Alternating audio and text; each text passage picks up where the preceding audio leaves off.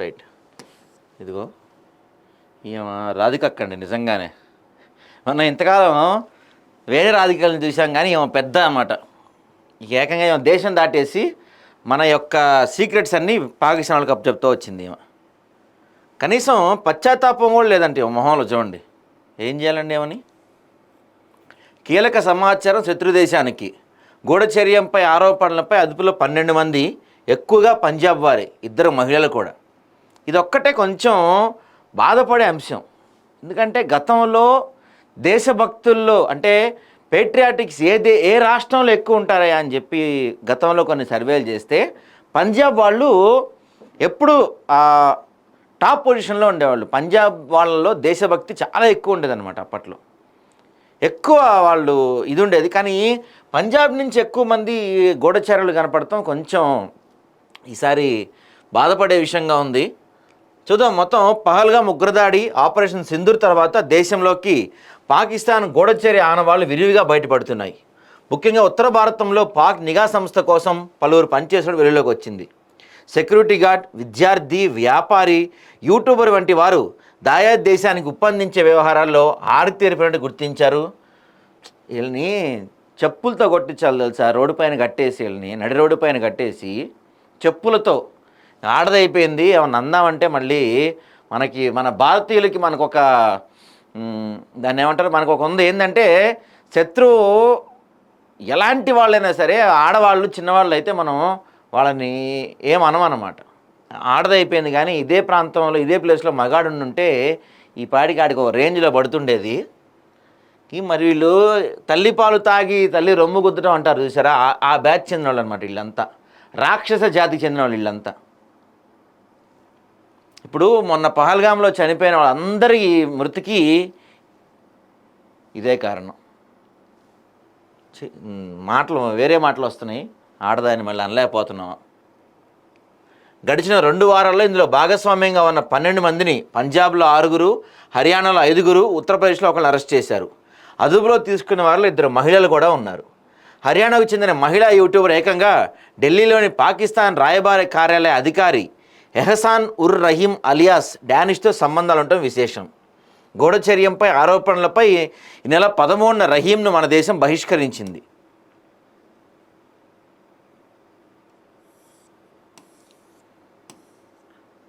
So 4న పంజాబ్లో arrest అయిన అమృత్సర్లోని అజ్నాలకు చెందిన ఫలెక్షర్ మసీహ్, సూరజ్ మసీహ్ వీళ్ళందరూ కూడా శత్రు దేశాలకు అందించారంట మన దేశంలో ఉన్న ఫోటోలు. ఏ ఫోటోలు? ఆర్మీ కంటోన్మెంట్ ప్రాంతాలకు సంబంధించిన సమాచారం. ఇక 11న పంజాబ్లోని మల్లేరా కోట్ల నివాసితులైన గుజాలా, యమీన్ మహమ్మద్ అరెస్ట్ అయ్యారు. వీరు కూడా పాకిస్తాన్ సైన్యానికి అందించారు. వీళ్ళని ఒక్కొక్కరిని ఇదిగో 16న కైతల్ జిల్లా గుహ్లాలో పోస్ట్ గ్రాడ్యుయేట్ విద్యార్థి దేవేందర్ సింగ్ అరెస్ట్ అయ్యాడు. అతనికి పాక్ నిఘా నిర్వాహకులతో సంబంధాలు ఉన్నాయి. ఆయుధాల ఫోటోలు అతను సోషల్ మీడియాలో అప్లోడ్ చేసేవాడంట. అబ్బబ్బబ్బా, ఏమో పేరేంది, జ్యోతి మల్హోత్రా హిసార్లో అరెస్ట్ అయ్యారు. ట్రావెల్ విత్ జో అనే యూట్యూబ్ ఛానల్ నిర్వహిస్తున్నారంట. చూద్దాం మరి మన వాళ్ళు యూట్యూబ్ గబగబా బ్యాన్ చేయాలి కదా. ఇప్పటికీ యూట్యూబ్ ఉందా? అది తీసేసిర్రా, హైడ్ చేయాలి కదా యూట్యూబ్ ఛానల్ని.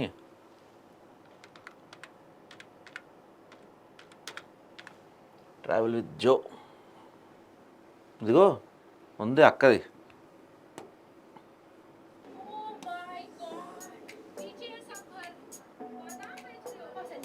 ఇదిగో కథలు కాశ్మీర్లో మొత్తం తిరిగినట్టే చేసి ఇట్లాంటి ప్రాంతాలన్నింటిలో ఎక్కడెక్కడ సెక్యూరిటీ బ్రీచెస్ ఉన్నాయి అంటే ఏ ప్రాంతంలో ఈజీగా అటాక్స్ చేయొచ్చు, టెర్రర్ అటాక్స్ ఇట్లాంటివన్నీ ఎక్క తిరిగి వచ్చిందనమాట. పోయి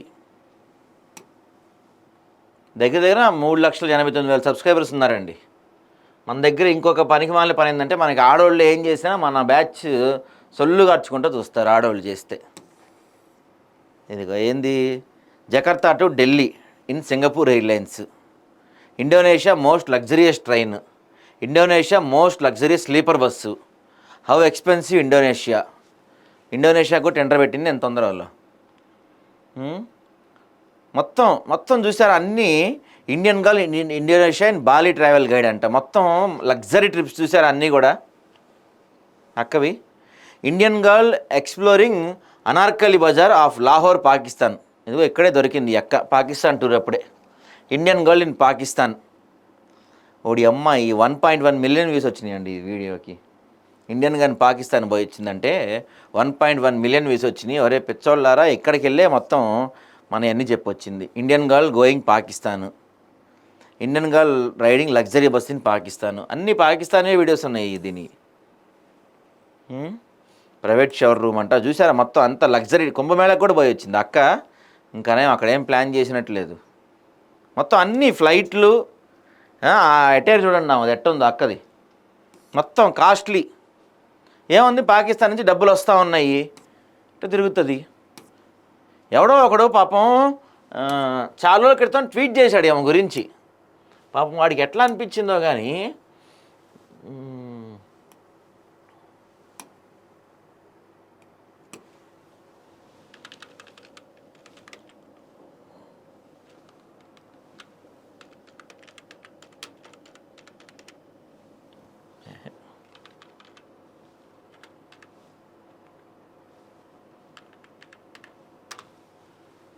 ఎవరో ఒక అతను ట్వీట్ చేశాడండి పాపం చాలా రోజుల క్రితం. ఏమని,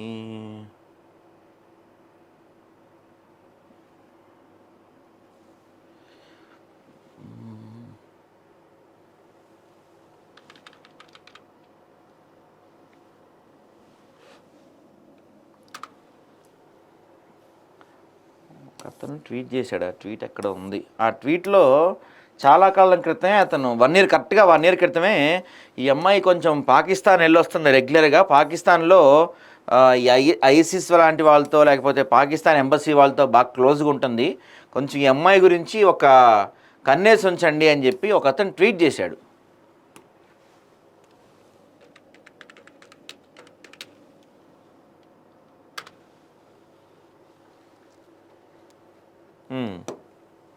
ఇదే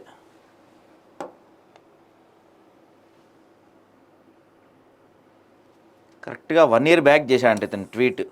ఇదిగోండి, కపిల్ జైన్ అనే అతను 10th May 24 కరెక్ట్గా 1 ఇయర్ అండి మనోడు ట్వీట్ చేసి.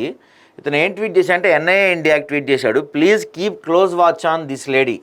She first visited and attend Pakistani embassy functions, then visited Pakistan for 10 days. Now she is heading for Kashmir, maybe some link behind all the అని చెప్పి ఒక ట్వీట్ చేశాడు. నిజంగానే ఆ ట్వీట్ నిజమైంది. మరి అతనికి ఎందుకు ఈ డౌట్ వచ్చిందో కానీ ఈ అక్క నిజంగానే మనతో ఉంటూ మనకే పెట్టింది గట్టిగా. ఇదిగో పహల్గాం కూడా పోయి వచ్చింది. దీని మొహంలో ఏమాత్రం కూడా పశ్చాత్తాపం లేదంటండి. ఎందుకు ఉంటుంది వీళ్ళకి? దొంగ తెగించుంటారు కదా. పాకిస్తాన్కు గూఢచర్యం చేస్తూ అరెస్ట్ అయిన హర్యానా యూట్యూబర్ జ్యోతి మల్హోత్రా కేసులో విస్తృతపై విషయాలు వెలుగులోకి వస్తున్నాయి. పహల్గాం ఉగ్రదాడి జరగడానికి కొద్ది రోజుల ముందు ఆమె ఆ ప్రాంతానికి వెళ్ళినట్లు దర్యాప్తులో వెల్లడైంది. ఆ సమాచారాన్ని పాక్ ఏజెంట్లకు చేరవేసి ఉంటుందని అధికారులు అనుమానిస్తున్నారు. దీనిపై పోలీసులు మరింత లోతుగా దర్యాప్తు చేస్తున్నారు. అలాగే విచారణ సమయంలో ఆమెలో ఎటువంటి పశ్చాత్తాపం కనిపించలేదని సంబంధిత వర్గాలను ఉటంకిస్తూ ఓ వార్తా సంస్థ ప్రచారంలో వెల్లడైంది. పైగా ఆమె తన వాక్ స్వతంత్రాన్ని వినియోగించుకున్నట్టు చెప్పింది అని తెలిసింది. పాకిస్తాన్ అనుకూల ప్రచారాన్ని వ్యాప్తి చేయాలని ఆమెకు ఆదేశాలు వచ్చాయని, ఇదో కొత్త తరహా హితతంత్రమని అధికారులు వెల్లడించారు. మరోవైపు ఆమె పశ్చిమ బెంగాల్ రాజధాని కోల్కతాలో ప్రధాన రక్షణ స్థావరాలను, జనసాంద్రత గల ప్రాంతాలతో పాటు నగరంలోని కొన్ని ప్రదేశాల వీడియోలను చిత్రీకరించిందని ప్రాథమిక దర్యాప్తులో వెల్లడైంది. ఇదిలా ఉంటే హుగ్లీ జిల్లా షియోరాపులిలో జ్యోతి మల్హోత్రా ఒక వివాహ వేడుక హాజరైనట్టు అధికారులు తెలిపింది. దీంతో ఆ కుటుంబంతో ఆమెకు ఉన్న సంబంధం, ఆమె నా వివాహానికి ఎందుకు ఆహ్వానించారని దానిపై దర్యాప్తు చేస్తున్నారు.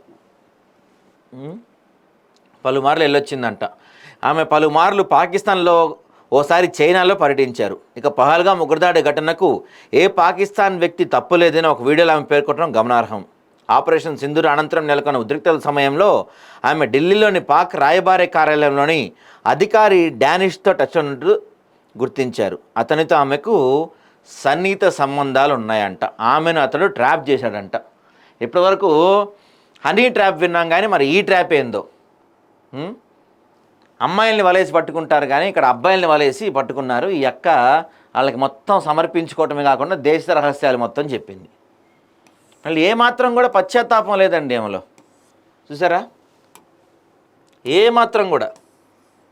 నువ్వు ఎక్కడికి వెళ్ళినా ఖరీదైన హోటల్లో ఉండేది. మళ్ళీ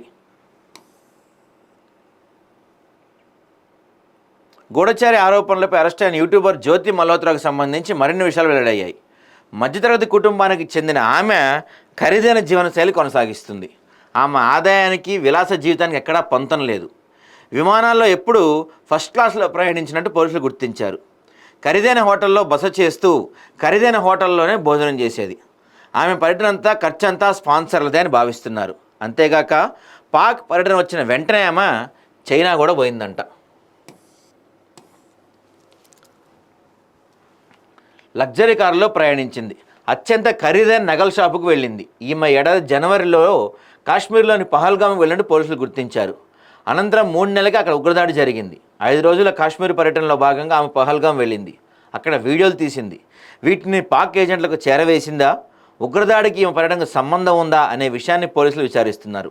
కాగా ఆమె ఇన్స్టాగ్రామ్ ఖాతా నిలిపివేశారు. యూట్యూబ్ ఖాతా కూడా ఆపేయచ్చు కదా, ఆమెది యూట్యూబ్ అకౌంట్ కూడా క్లోజ్ చేయొచ్చు కదా.